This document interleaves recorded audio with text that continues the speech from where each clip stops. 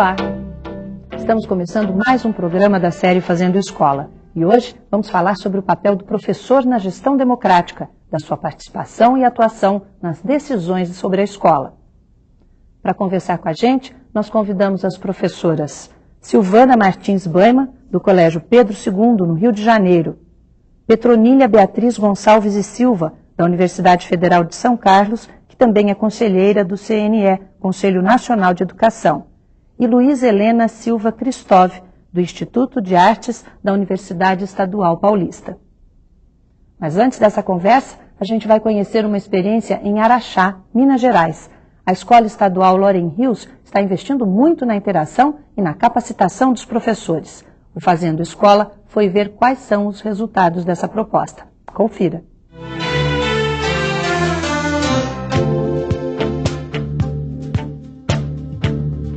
A gestão democrática, ao abrir o espaço escolar para os seus atores, traz um olhar de respeito a cada um, promovendo uma série de mudanças e atitudes de valorização e reconhecimento social.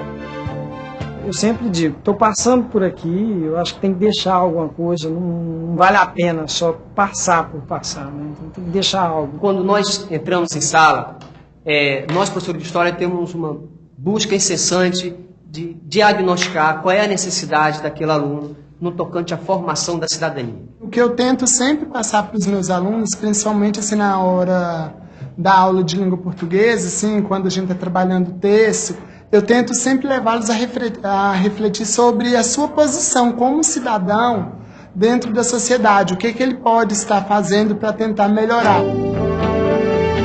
Nós estamos reunidos aqui para verificarmos como que nós estamos desenvolvendo o nosso projeto Paz pela Paz. Na área de física, nós ainda estamos assim, no processo inicial de montagem do projeto. Fizemos alguns gráficos, né, vendo como que está aumentando o consumo de drogas, principalmente entre crianças entre 11 e 14 anos. A participação do professor numa gestão democrática é muito importante porque ele tem plena autonomia para poder desenvolver as suas atividades. E tem o apoio, tem a retaguarda para poder dar aquele apoio que ele necessita. Quem sai lucrando com isso são os alunos. Porque o projeto, para ser trabalhado, tem que ter união de equipe, tem que ser coletivo mesmo. Então não existe individualismo. O projeto, assim, ele elabora com os alunos e passa para todos os professores na hora da reunião, então é aquela troca, né, de experiência. Ele não pode ficar engavetado, ou não pode ficar só com o professor, não funciona, não pode ser partir do professor, tem que partir da vontade dos alunos também. Você quase não vê nenhum professor assim que trabalha sozinho mais, de jeito nenhum.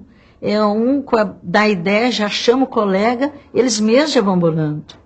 E eu já fico mais tranquila, a equipe pedagógica já fica mais sossegada, porque eles já sabem caminhar sozinhos.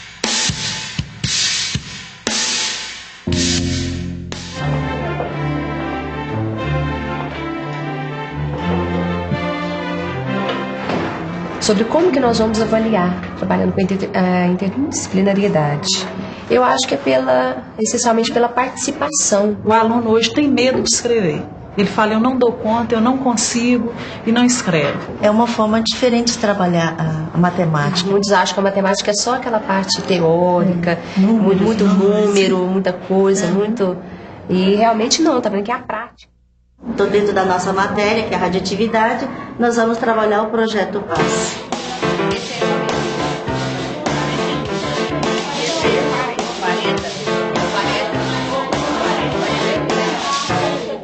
A interdisciplinaridade tem que ser feita sempre. Então, muitas vezes, por exemplo, no outro projeto que nós desenvolvemos aqui, da Paz pela Paz, quem está me ajudando muito é a professora de História. Quer dizer, ela está trabalhando os valores em sala de aula. O outro que a gente também está desenvolvendo, eu estou desenvolvendo com professor de Espanhol, que é de concentração, para aumentar a concentração em sala de aula e elas poderem estudar melhor, melhorar as notas e tudo mais. A maioria dos professores já estão se adaptando, que é uma forma de mudança para eles. Igual eu falei, é uma diferença nossa com a deles. Então eles já estão se adaptando e praticamente todos já aderiram ao projeto.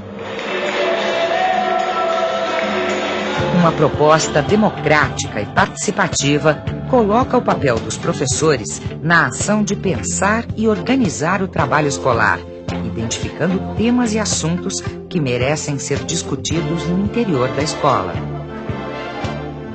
Trabalhar numa escola democrática, para mim, foi muito bom, porque a gente tem o apoio tanto da direção como dos colegas.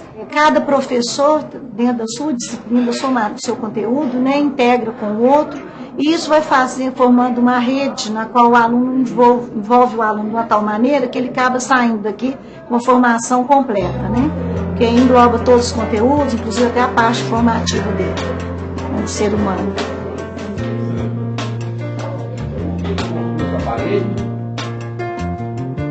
A minha cidadania era em 1 ano e meio. Esse é 2 anos que eles verificaram que tinha que estudar o básico mais durante 1 ano, não só meio, né? E o EJA, os alunos que entraram agora já apaixonaram, no início sentiram assim, uma restrição. Estudam à noite, cansado, não tem tanto disponibilidade para fazer trabalho. Então a gente preocupa muito com isso.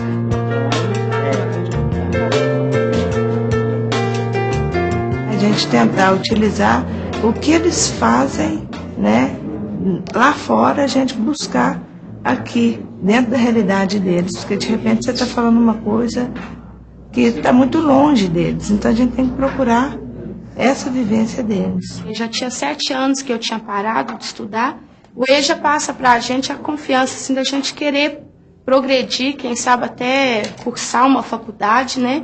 Porque os professores já ajudam demais a gente a pensar no futuro.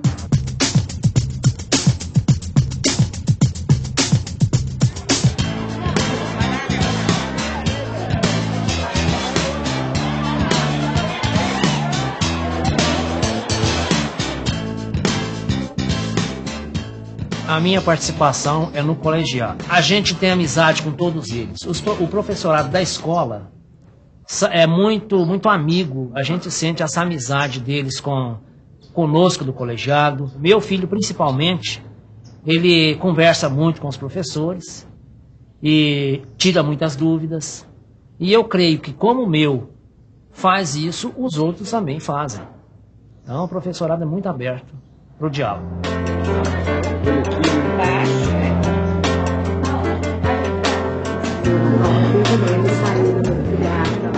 Quando a cegueira noturna falta vitamina e o vermelho acontece porque falta vitamina B. Todo início de ano nós trabalhamos com os professores, né, de acordo com a necessidade deles. Eles mesmos questionam, eles mesmos pedem.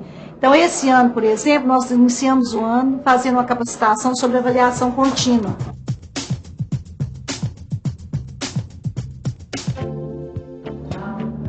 Um incansável aprendizado.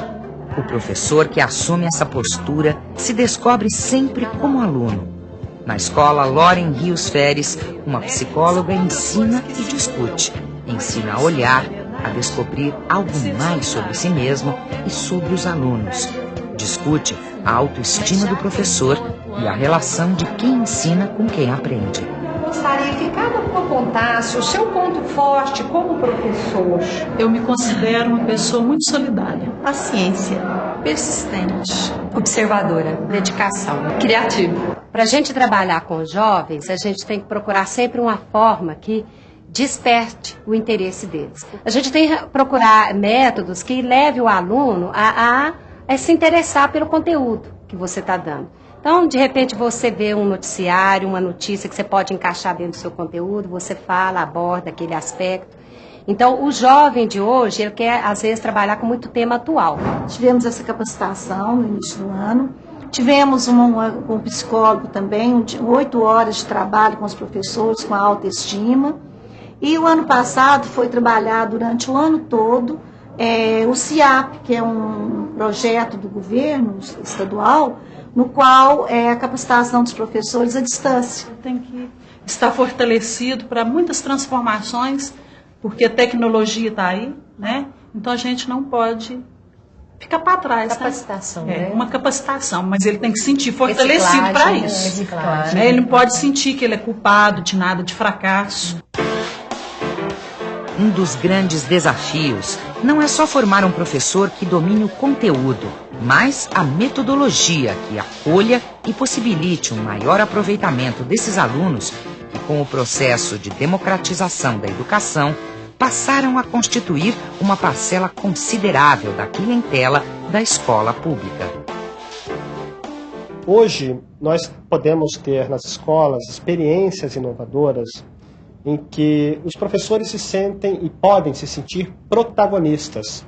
Ou seja, você não vai estar ensinando o seu estudante a marcar cruzinha dentro de respostas previsíveis. Você pode criar, né, fazer do ato pedagógico um ato de criação e fazer do ato pedagógico uma atividade de crítica e de emancipação.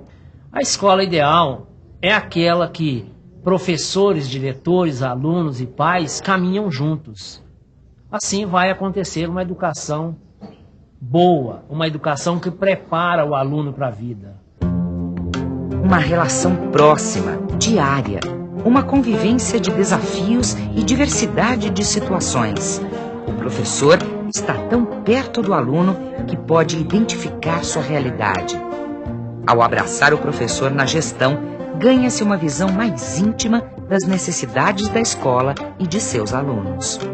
Se você tem vontade de ensinar, se você tem vontade de fazer com que aquela pessoa que está ali na sua mão, que depende de você, cresça, então, verdadeiramente, você vai ser um professor. Para mim, é a parte de lidar com o ser humano, lidar com o aluno, de modo geral, que é o desafio. E um desafio gostoso, né, interessante, que é uma parte... Essa parte é a mais interessante, né? De ver ele crescer. Eu, como agente, como formador, eu vou resgatar a autoestima desse aluno suburbano, de baixada, excluído socialmente, e incluí-lo na sociedade. Então eles vão fazer uma prova com as mesmas questões de vestibular. E no momento que o aluno começa a responder essas questões, ele começa a ter autoestima elevada e ele percebe que ele é capaz. Se ele chegou aqui sonhando em ser pedreiro, eu tenho a obrigação de fazer com que ele saia daqui sonhando em ser engenheiro. E quero encontrá-lo amanhã, daqui a 10, 15 anos, quero abraçar esse aluno e perceber que eu fui agente dessa mudança. Senão, eu não tenho nenhum outro motivo para ser professor.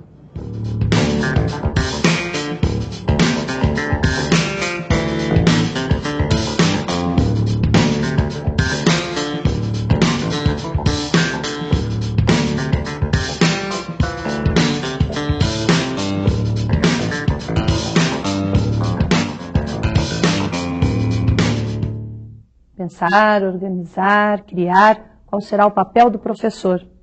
Professora Petrolina, queria que a senhora fizesse uma avaliação dessa experiência da Escola de Araxá que nós acabamos de assistir. O vídeo nos mostra a força do professor e a força do trabalho conjunto. É claro, é um vídeo curto, ele mostra essa força se refletindo na sala de aula. Mas ele faz com que a gente anteveja que há um projeto de escola, mais do que unicamente um trabalho conjunto, que está sendo construído.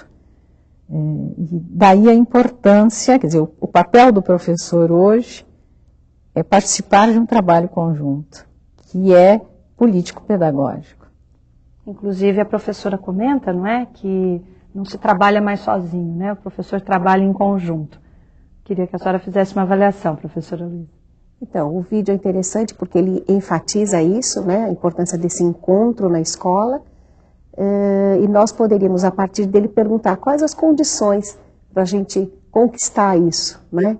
Como é que a gente tem aí visto pelo país, como é que a gente também vive na nossa experiência essa construção, não é? Eu acho que as escolas que tiverem acesso, estiverem assistindo, eu acho que essa é uma boa pergunta, né? O encontro é importante, como lembra a Petrolina, mas temos várias perguntas que eu acho que a gente pode estar explorando, né? Sem dúvida vamos estar explorando. Agora, essa escola em Araxá mostra que é possível promover essas mudanças que passam pela democratização do trabalho do professor, da direção, mas especialmente do professor. A senhora também vive essa experiência na sua escola, não é? Sim. O que eu achei interessante no vídeo foi exatamente isso, mostrar que é possível. Aliás, eu acho que esse é o papel do professor, mostrar que é possível, de alguma maneira. E nesse sentido, é muito significativa para mim a fala do pai, quando ele diz que a escola ideal é aquela na qual todos caminham juntos, diretores, pais, professores, alunos, técnicos. E eu vivo isso de alguma maneira na minha escola, mas o que me parece, de um modo geral, é que, apesar dessas experiências todas bem-sucedidas, que a gente tem acesso, como essa da escola Loren Rios, ainda há uma resistência muito grande por parte de muitas escolas. E o que a senhora achou da experiência da escola de Araxá? Foi mostrado. Uma experiência extremamente positiva e que, volto a dizer, mostra que é possível. Agora, é possível como? Dadas as condições. É fundamental que se diga isso, porque o professor ele precisa ser incentivado a partir das condições mínimas. Ele quer se encontrar com um colega para promover, por exemplo, um trabalho interdisciplinar. Mas como realizar isso se não há planejamento, não há na grade, inclusive de horários dele, um espaço para essa finalidade? Professora, nós vamos fazer um breve intervalo e sobre as dificuldades do professor, nós vamos estar conversando no próximo bloco. Voltamos já.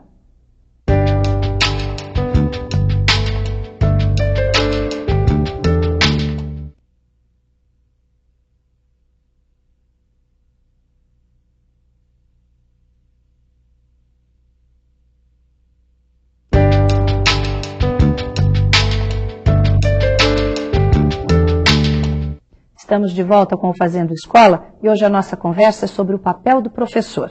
A minha pergunta para a professora Silvana é justamente sobre as dificuldades que o professor enfrenta diante de tantos novos desafios. Sim, são muitas. Inicialmente, me parece que a escola não pode esquecer jamais de trazer o professor para o debate.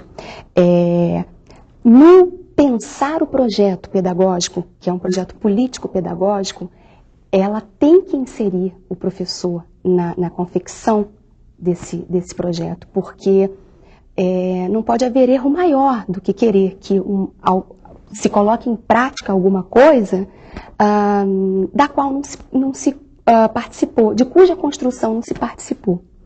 Então, o professor, muitas vezes, ele se sente... ele não se sente parte porque não foi convidado a construir aquilo conjuntamente. Essa eu acho que me parece ser a dificuldade principal, de você vestir a camisa, de você efetivamente não ser convidado a participar. Agora, me parece que isso também é uma queda de braço. O professor deve procurar também brigar por esse seu espaço. E deve procurar se informar também sobre o que é a proposta. Sem dúvida. Nesse sentido, por exemplo, né, é importante que ele saiba que a gestão democrática, ela consta da lei. Né? A LDB, nesse sentido, ela é um avanço, me parece. Ela é um avanço, a LDB de 96, à medida em que ela coloca claramente como um princípio da educação nacional a gestão democrática. Agora, há que se pensar que gestão democrática, porque a LDB também deixa um pouco em aberto essa interpretação, de modo que vai caber à escola construir uma visão mais conservadora ou mais aberta da participação. Professora Luísa, quer acrescentar alguma? Quero sim, muito interessante, bem lembrada, porque existem caminhos e caminhos, não é? E uma visão interessante de fato, efetivamente, ouvir os professores, não é? Promover toda uma escuta, toda uma identificação do que se pensa, como representam os jovens, por exemplo, não é? O professor vai trabalhar com o jovem, com a criança, como ele entende, como ele vê a criança, como ele vê o jovem, e aí a gente está falando de um outro tempo e uma outra escola, né? Então nós temos assim, eu quero destacar as duas possibilidades, né? Nós temos uma gestão, uma direção que chega com um projeto pronto, apresenta aos professores e diz assim: olha, esse é o nosso projeto. Sim, eu apresentei, eu trouxe aos professores, todos estão cientes e tal. E o outro caminho é essa construção conjunta, como a Silvana estava dizendo, né? Que parte desde ouvir o que se pensa sobre a sua área, sobre o seu papel e sobre a escola como um todo. Não é? Como é que eu vejo a escola? que escola eu desejo, né? E que aluno eu desejo. É isso. E o professor não pode parar de estudar, não é, professora Petrolina? Não, ele não pode parar de estudar e ele não é, como já foi insistido anteriormente, eu gostaria de retomar, unicamente um executor de políticas dos sistemas de ensino, seja o Ministério de Educação, as secretarias estaduais ou municipais, muito menos de um plano pedagógico que ele não ajudou a conceber. Porque estudar por estudar não tem sentido. Então ele vai estudar justamente na medida do compromisso e do projeto que ele ajudou a construir, vai ajudar a executar e vai ajudar a avaliar. E a demanda e a complexidade da vida nas grandes cidades, sobretudo, né, mas da sociedade hoje, exige que o professor ele trate de muitas frentes e hoje, felizmente, nós já nos demos conta que vivemos numa sociedade diversa, marcada pela diversidade. Né? Então, nós temos problemas e questões que estão presentes na sociedade, que estão presentes na escola, e que até pouco tempo a gente fingia não ver.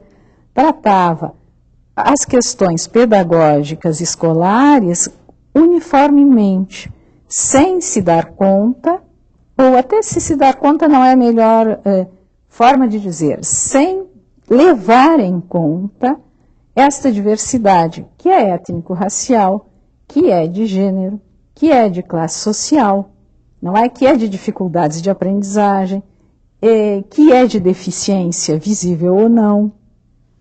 Não é? Essas questões todas, o professor hoje tem que se ocupar desta diversidade. O professor tem que estar atento à educação da sexualidade. Não é? E quando diz isso, está querendo dizer o quê? O professor tem que ter presente que ele tem meninos e meninas, ou jovens, não é, moças e rapazes, ou mesmo adultos, como no EJA, que recebem uma educação muito anterior à própria escola e que está ali presente. Tem que fazer um diagnóstico. Tem que fazer um diagnóstico juntamente com seus alunos e com seus colegas. Então, não é somente os professores se reunirem e estudarem as matérias desvinculadas daquele mundo concreto em que eles estão vivendo, juntamente com seus alunos. E para não ser o mero executor, e quando eu digo mero, eu não estou desvalorizando o nosso papel de executores de políticas, longe disso. Só estou querendo dizer que nós precisamos, por exemplo, e a Silvana fez muito bem quando trouxe o texto da Lei de Diretrizes e Bases aqui. A Lei de Diretrizes e Bases, os pareceres dos conselhos de educação, nós não temos que, de ouvido, saber o seu conteúdo. Nós, professores, temos que lê-los, analisá-los, criticá-los e decidir se em conjunto, no conjunto da escola, e isto é projeto pedagógico, isso é projeto de escola, como vamos implantar, ou o que podemos ou o que não podemos, temos que fazer a crítica. E isto é fundamental. Não se pode falar em gestão democrática se os professores não tiverem acesso a todos os textos legais, às políticas de governo, e eles manuseiem e leiam e decidam em conjunto, claro. Não é uma briga de um mais forte ou do mais fraco, não. Vamos negociar o que nós fazemos e o que dentro desta realidade, dessa imensidão de apelos e essa imensidão que é o Brasil de realidades. Uma diversidade, né, imensa. Professora Silvana, a senhora na sua escola, quais as dificuldades que a senhora enfrentou para implantar o projeto político pedagógico? Inicialmente essa dificuldade da participação, da pouca participação. Nós, professores? Não, nós gostaríamos de participar muito mais, nós todos, professores. Houve, de alguma maneira, isso aqui as colegas se referiram muito bem, que é trazer-se, de alguma maneira, uma proposta... pronta. Não digo pronta, mas quase. E o que acontece é que o professor não veste a camisa, porque ele não se sente parte de.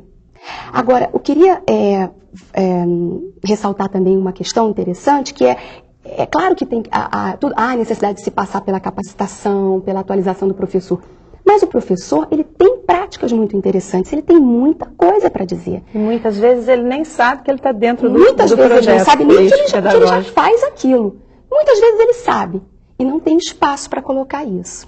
Então, o que eu queria dizer é que eu acho que qualquer projeto político-pedagógico, qualquer projeto de escola, tem que ser construído a partir da bagagem do professor.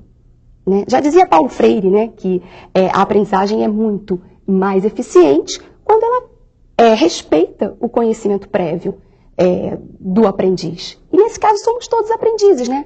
Guimarães Rosa que fala, né? Isso. Enfim, então o professor, ele tem um conhecimento prévio que tem que ser levado em consideração na hora de se construir esse projeto de escola. E tem que ser aproveitado, né, ele professora tem que Luísa? ser aproveitado. Sem dúvida. Ouvindo a Petronila e a Silvana agora, eu estava pensando, este é um dos grandes desafios do professor hoje. Ele considerar, com essa diversidade que Petronila descreveu, os diferentes repertórios, portanto, os diferentes universos culturais, lembrando de novo Paulo Freire, né?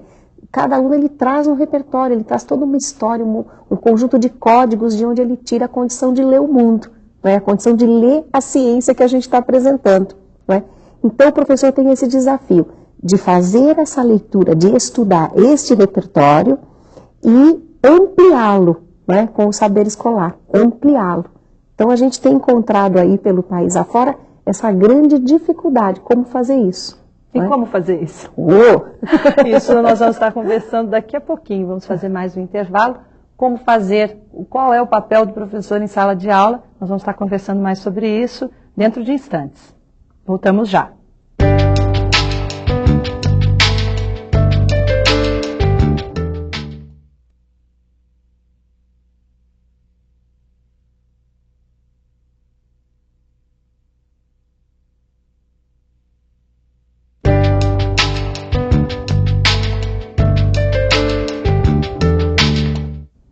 Estamos de volta com o Fazendo Escola. A nossa discussão de hoje é o papel do professor. Neste bloco, vamos falar da formação.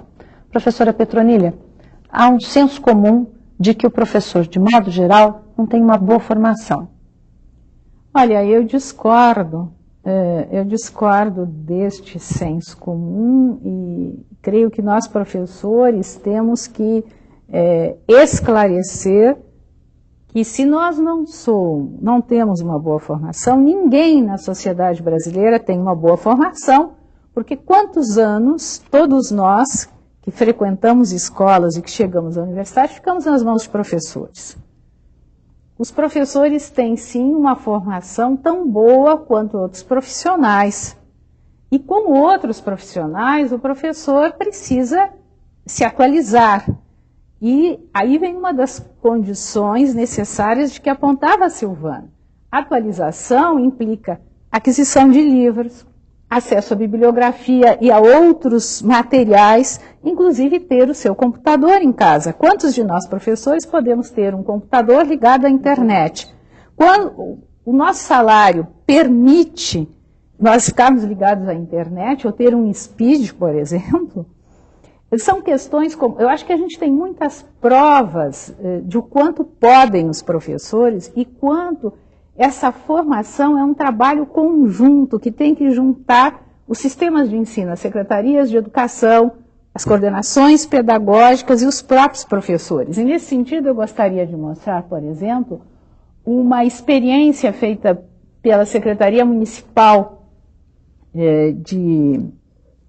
de São Carlos, que os professores fizeram trabalhos nas suas diferentes escolas, né? Quer dizer, esta é mais uma prova, além do que nós vimos no vídeo, da força e capacidade do professor quando ele recebe o apoio necessário para a sua formação, não é? E para tratar a diversidade de temáticas, porque ninguém sozinho consegue, nem fechado somente nos muros da própria escola, dar conta do universo com quem a gente tem que tratar. E existem meios e materiais que nós, professores, e quando eu digo nós, eu também estou realmente me incluindo, muitas vezes não sabemos. Por exemplo, este livro aqui, que foi publicado já em 98 pelo MEC, que se chama Superando o Racismo na Escola, que foi organizado pelo professor Kabengele Munanga, e que tem artigos de diferentes professores. Existe um outro material que eu acho bastante importante, como as conferências do Fórum Brasil de Educação, foram reuniões que foram realizadas pelo Conselho Nacional de Educação, tanto reuniões nacionais como regionais, e aqui há posições, sugestões, análises de professores, de pesquisadores, não só nacionais como internacionais. E hoje, quando se fala num mundo globalizado, a gente precisa, sim, conhecer os que os outros pensam, não para copiar, mas para com eles dialogar. E até para se livrar de um pouco de um sentimento de culpa que o professor carregou ao longo dos últimos anos, né, professora Luísa? Exatamente. Por quê? Porque esta cobrança, né, de que ele é responsável pela formação do cidadão, não é? Numa nova perspectiva, numa perspectiva um pouco mais ampla mesmo da educação, né? Ela vem muito forte, vem em discursos oficiais e vem em discursos não oficiais, né? Enfim. E se o professor não tem a perspectiva de que é coletivamente, de que é junto com outros, né, que é na escola, acompanhado, compartilhando, em comunhão, que ele vai dar conta desse recado, né, dessa missão, ele se sente frustrado, ele se sente responsável por não estar conseguindo fazer isso. E isso provoca um pouco de resistência por parte do professor em aderir a essas novas políticas? O que a senhora acha, professora Silvana? Olha, me parece que a resistência do professor, muitas vezes, ela é ouvida sempre como queixa, quando, na verdade, pode ser um alerta sobre alguma coisa que não está funcionando bem ou que não encaixaria bem naquela escola. Na verdade, a gente está sempre falando isso, que o professor é mal formado. Eu estou super contemplada com a fala das colegas, porque não se trata de má formação, né? Na verdade, o professor ele precisa ter essa noção do trabalho. Quando ele começa a ter essa noção do trabalho em equipe, quando ele começa a conseguir trabalhar efetivamente junto, a se organizar, e aí eu acho que é importante a gente falar da organização política mesmo, é importante ele trabalhar com a noção de associações, né, de entidades mesmo, politicamente falando e pedagogicamente falando. Quer dizer, essa tarefa hercúlea de criar a escola dos nossos sonhos, ela, a meu ver, só pode ser realizada dentro de uma perspectiva de gestão democrática muito ampla, que abarque efetivamente o coletivo. Quer dizer, o professor só vai dar conta disso se criar parcerias. Parcerias com os técnicos, parcerias com os alunos, com os pais, com a direção. E isso tudo exige, inclusive, recurso financeiro. Exige projetos de apoio, porque o professor, eu acho que já dá muito. A gente vê nas pesquisas, no acompanhamento que a gente faz de professor. O professor dá tudo o que ele pode, muitas vezes ele financia o projeto com o seu pouco salário. Quer dizer, isso também não existe projeto político-pedagógico que possa ser implantado até as últimas consequências, se não houver recursos para aquisição de livros, de periódicos, de outros materiais e para a sua produção, inclusive. Só a boa vontade do professor é insuficiente e ela já tem feito demais. E esse tem sido um dos conteúdos, um dos objetivos, na verdade, que a gente tem trabalhado em educação continuada com os professores. Ou seja, construir a clareza, a consciência de que ele tem, na verdade, no mínimo, 2 campos de luta. 2 campos. Um na sala de aula, né? Um na sala de aula, preparando muito bem a sala de aula, né? Administrando essa contemplação de todos os alunos, da participação dos seus alunos, enfim. E outro campo de luta fora da sala de aula, na escola e fora da escola, não é? Nas instituições, nas entidades de luta, nos movimentos, nas campanhas, para isso, para que ele possa empreender conquistas. Então a gente tem trabalhado essa ideia. Professor sujeito é professor que briga, é professor que também luta para conquistar, para garantir o seu espaço, né? Não é o professor que se queixa. Então a gente tem encontrado isso, os professores em educação continuada refletindo sobre as lutas que eles precisam fazer. E olha, há esperanças, viu? A gente tem encontrado aí experiências e professores se aglutinando, se articulando. O que mais chama a atenção da senhora nessas experiências que vieram aí à sua memória agora? Então, me chama a atenção isso. Eu sou até taxada na universidade como muito amiga dos professores da educação básica, né? Isso me chama a atenção o empenho. Como os professores costumam nos procurar na universidade, os professores da educação básica, para que a gente ajude a pensar um projeto de escola, para que a gente dê uma bibliografia, para que a gente faça o entendimento de um documento oficial. Então, essa busca, essa procura, e a gente diz, ó, aqui é um balcão, a gente está querendo sempre atender e trazendo mais esforços para poder dar conta disso, né? Por quê? Porque a gente quer justamente provocar esse ser desejante no professor, né? Desejante, desejoso de querer saber, querer compreender, querer construir essa escola aí diferente, essa escola que apareceu no vídeo, né? Pois é, e a construção dessa escola, né, para a construção dessa nova escola, quais são os desafios, professora Silvana, na sua opinião? Os desafios, as perspectivas, né, as esperanças, como disse a professora Luísa, né? Sim. A meu ver, o papel do professor, basicamente, ele poderíamos dizer que ele é, antes de mais nada, acreditar que é possível, acreditar que ele pode ser instrumento de transformação dessa sociedade. Porque dentro da concepção, a gente não pode perder de vista que a concepção de escola, ela reflete a concepção da sociedade, do projeto de sociedade que você deseja, né? Então, eu acho que o professor ele pode ser instrumento dessa transformação social. E ele precisa acreditar nisso, antes de mais nada.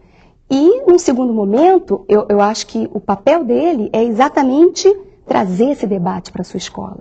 Trazer esse debate, fomentar esse debate na sua sala de aula, junto a seus alunos, mas também junto aos seus pares. Eu acho que também é uma postura, por exemplo, do professor, que hoje, infelizmente, são muitos no país, que enfrentam uma situação de violência na comunidade onde moram, de conflito em função dessa violência dentro da escola. Como que deve ser a postura desse professor? Na sua opinião, professora Petronilha? Olha, os professores vivem momentos difíceis, diz a professora Egle Frank, né? Foi da minha universidade. Nós vivemos sim, e os professores que estão particularmente em escolas onde a violência está muito... A gente não sabe como lidar. Não é a responsabilidade unicamente do professor. O professor é mais um. Não é? Por isso é importante trabalhar com os pais, mas é importante que os sistemas de ensino e todo o sistema social esteja... Mas o professor, quando ele está nessa realidade, né, o que ele pode fazer de prático? Me parece que um ponto importante é trabalhar em conjunto e em conjunto com a comunidade, né? As pessoas não são, os alunos mesmo que possam ser violentos, eles não são naturalmente maus. Há questões que nós, professores, dentro da sala de aula ou dentro da escola, não damos conta de resolver. Por isso o trabalho tem que ser conjunto. As secretarias, as diferentes secretarias de Estado e municipais têm que dar o apoio. A professora Silvana concorda? Assim, me parece que o professor ele tem que trazer para si a tarefa mesmo de organizar a escola, de construir essa escola. Ele não é um técnico apenas que domina o seu saber disciplinar. Não. Inclusive porque dentro da escola há um currículo oficial e um currículo oculto, por assim dizer, que se constrói nas relações, né? A relação que se estabelece do aluno com o porteiro, as relações que se estabelecem dentro da biblioteca, enfim. Então, o professor, ele é um pesquisador. Todo professor é um pesquisador. Sim, mas além dele ser pesquisador, nessa questão que a professora Petrolina estava colocando, né, em situações de conflito, em situações de violência, Qual deve ser a atitude, o que o professor deve buscar, até em termos de ajuda, para não estar só, como a professora disse? Sim, então, como eu estava dizendo, é necessário sempre se criarem parcerias. O professor sozinho ele não pode dar conta disso. A formação dele, não é que a formação dele seja ruim, é que ela não tem que dar conta disso sozinha mesmo. Nem pode. Nem pode. Porque a gente não consegue prever tudo o que vai acontecer. Há situações que espantam. E quando as senhoras dizem não pode dar conta sozinho, o que se faz? Pede socorro para quem, professora? Então, é também um conteúdo que a gente tem trabalhado em formação, tanto lá com os alunos da universidade, que serão futuros professores, quanto na educação continuada. O professor como articulador desses esforços, articulador. Então, ele precisa de alguns conhecimentos aí, né? Ele precisa conhecer políticas públicas, ele precisa conhecer as instituições a que ele deve recorrer, dentro da própria escola, né? Os esforços que ele pode articular. Então, acho que o primeiro ponto é ele não ver-se como sozinho, coisa que a gente já explorou um pouco aqui. E o segundo momento é construir mesmo esta competência para estar articulando esforços. Quer dizer, ele ter a coragem, porque muitas vezes ele se sente frustrado e diz, eu não estou dando conta. Não, vamos procurar. Então nós dissemos, vamos conversar com uma supervisão de ensino, vamos conversar aqui, vamos conhecer um pouco das políticas, não é? E assim a gente tem conseguido. Temos feito parcerias entre Secretaria da Educação e Secretaria da Ação Social, não é? Para dar conta de uma série de coisas. Eu quero destacar do que a Petrolina disse. As soluções, elas são interdisciplinares. Ou seja, a gente agora, esse interdisciplinar também ajuda. Por exemplo, o professor hoje, ele é muito questionado pelos alunos que recebem uma série de informações. O aluno, né, chega na sala de aula com uma sobrecarga de informação, esse mundo globalizado, a informatização, e o professor muitas vezes também não se sente capaz de dar conta disso.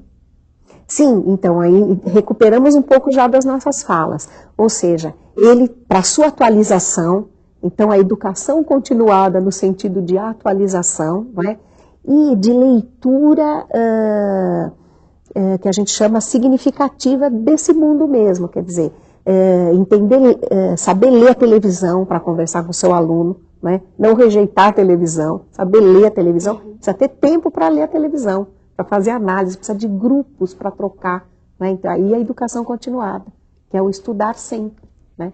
Então, é essa ideia de que ele nunca vai estar sozinho, não pode estar sozinho, é uma competência, assim, articular esforços para enfrentar interdisciplinarmente essas Quando a senhora fala em articular esforços, seria exatamente o quê? Seria exatamente saber o que ele deve recorrer, né, e começar, e quando não souber, né, no mínimo começar a reclamar, como lembrou a Silvana, né, começar a se queixar, e nós temos, em primeiro lugar, na escola, a gestão, né? Nós temos na escola um outro professor, um outro colega, identificar parceiros, né?